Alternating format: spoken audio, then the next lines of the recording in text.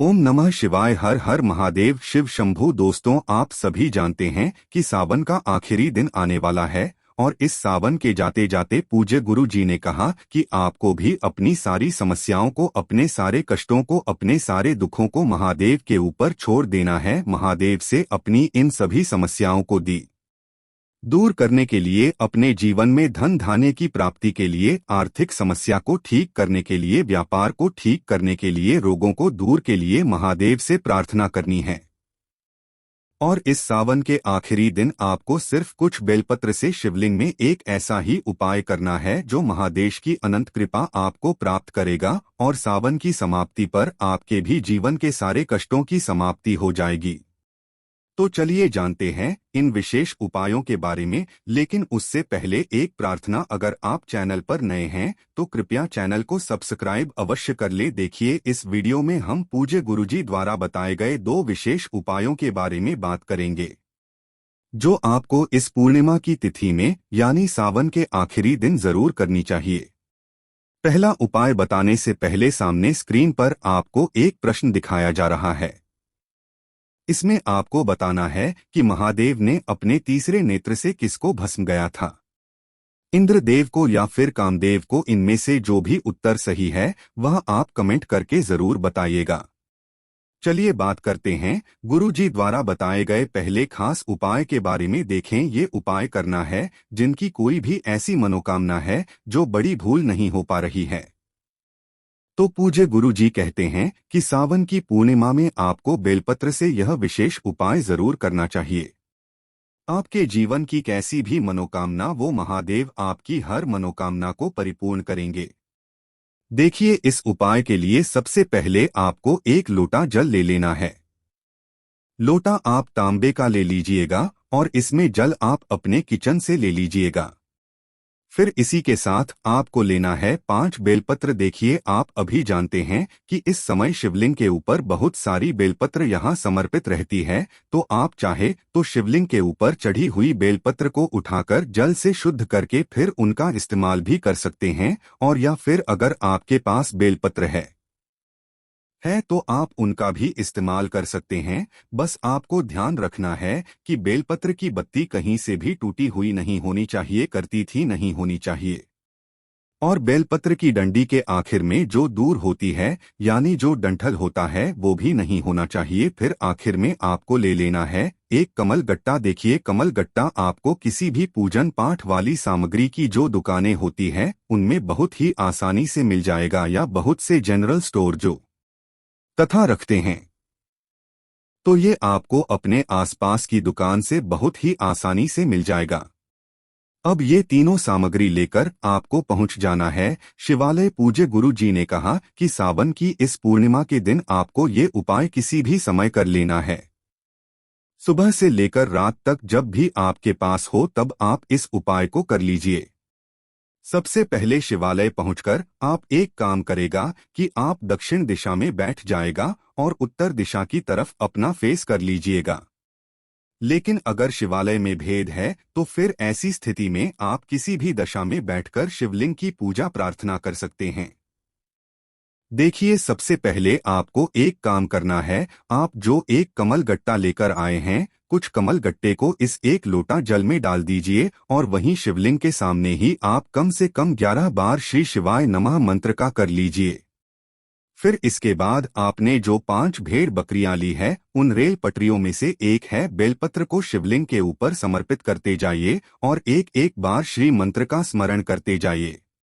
पूज्य गुरुजी के अनुसार जैसा बताया गया है वैसा बेलपत्र आपको समर्पित करके सामने वीडियो में दिखाया जा रहा है। बेलपत्र की डंडी जलाधार ही की तरफ रहेगी और बेलपत्र की चिकनी साइड का हिस्सा शिवलिंग में समर्पित रहेगा।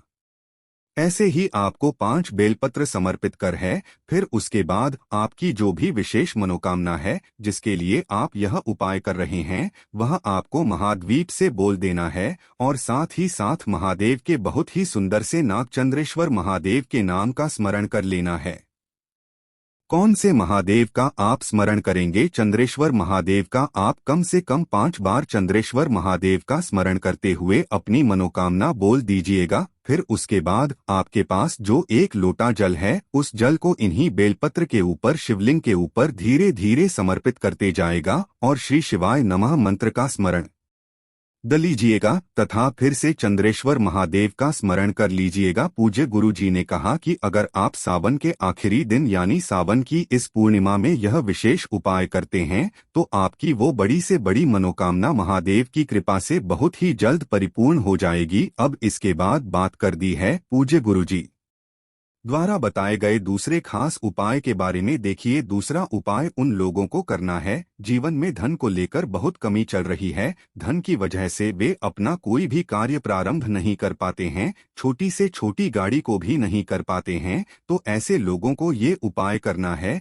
इस उपाय के लिए आपको सिर्फ एक लोटा जल बिना है और एक सफेद फूल लेना है। सफेद फूल आप जो भी लेंगे वो केतकी का नहीं होना चाहिए, क्योंकि केतकी का कुछ महादेव में समर्पित नहीं किया जाता है। के अलावा आप चाहे तो आंकड़े का बुश ले लीजिए या फिर अन्य सफेद फूलों में से किसी भी एक सफेद फूल का इस्तेमाल कर सकते हैं। अगर आपके पास नहीं है तो फिर आप शिवलिंग के ऊपर चढ़े हुए सफेद फूलों को उठाकर उनमें से कोई भी एक सफेद फूल ले लीजिए और उसे जल से शुद्ध कर लीजिए, या फिर आप उसका भी इस्तेमाल कर सकते हैं। अब देखिए, ये दो सामग्री लेकर आपको पहुंच जाना है शिवालय। पूज्य गुरु जी ने कहा सुबह से लेकर शाम तक किसी भी समय आप इस उपाय को कर सकते हैं। देखिए, शिवाने पहुंचकर सबसे पहले आप जो एक लोटा जल लेकर गए हैं उस जल को शिवलिंग के ऊपर धीरे धीरे समर्पित कर दें और लगातार शिव महापुराण के मूल मंत्र श्री शिवाय नमः का स्मरण करते जाइए। फिर इसके बाद आप जो एक सफेद रंग का फूल लेकर आए हैं, कुछ सफेद रंग के फूल को आप शिवलिंग के ऊपर समर्पित कर दीजिए और आपके जीवन में धन धान्य की जो समस्या चल रही है उसको दूर करने के लिए महादेव से प्रार्थना कर लीजिए। पूज्य गुरु जी ने कहा कि अगर इस सावन की पूर्णिमा में हम यह विशेष उपाय करते हैं तो माता लक्ष्मी हमसे बहुत ही शीघ्र प्रसन्न हो जाती है और हमारे जीवन में भी धन धान्य की प्राप्ति होती है। अब इसके बाद बात करते हैं पूज्य गुरुजी द्वारा बताए गए तीसरे खास उपाय के बारे में। देखें, ये उपाय आपको अपने घर पर ही करना है। ये उपाय भी उन लोगों को करना है जिन्हें अपने जीवन में धन की प्राप्ति करनी है, सुख समृद्धि मान सम्मान ऐश्वर्य की प्राप्ति करनी है, बुद्धि विवेक की प्राप्ति करनी है। इन सभी के लिए आपको ये उपाय कर लेना है। इस उपाय के लिए आपको सिर्फ एक दीपक लेना है। दीपक आप अपने घर पर शुद्ध हाथा मारकर उसका बना लीजिए और इस दीपक में आपको लंबी रुई की बत्ती लगाने हैं। साथ ही साथ इसमें आपको घी का प्रयोग करना है और फिर इसी के साथ आपको एक हरी इलायची और ये दीपक लेकर पहुंच जाना है अपने घर पर माता तुलसी के पौधे के सामने। देखिए, ये उपाय आप शाम के समय में ही करेंगे, सूर्यास्त के बाद ही आपको ये उपाय करना है। अब देखिए, सबसे पहले आप जो दीपक लेकर गए हैं उस दीपक को माता तुलसी के पौधे के नीचे रख दीजिए